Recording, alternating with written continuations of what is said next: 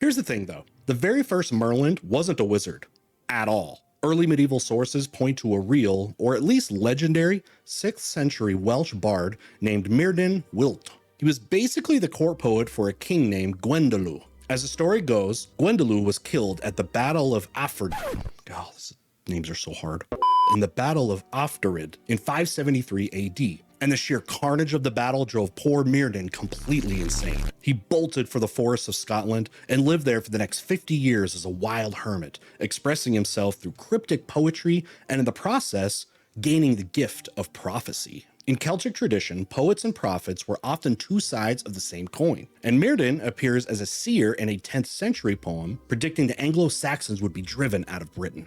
But a mad poet in the woods isn't quite the Camelot mentor that we know. For that, we need to thank Geoffrey of Monmouth, a 12th century Welsh author who decided that Merlin's story needed a serious glow up. In his books, most famously History of the Kings of Britain, Geoffrey skillfully rebooted the character. He essentially took the old Merlin and smashed him together with a different legendary figure from a 9th century text, The History of the Britons. That book tells the story of an evil usurper, King Vortigern, who wants to build a castle, but the foundation keeps collapsing every single night. His court magicians, who are clearly terrible at their jobs, come up with a horrifying solution. Find a boy with no father, sacrifice him, and bathe the foundations in his blood. So they capture a boy named Ambrosius, the son of a nun who swears she's a virgin. But when the boy is brought before the king, he schools the magicians, revealing the real problem. Two giant worms, one red and one white, are locked in combat deep beneath the foundation. Their fight, he says,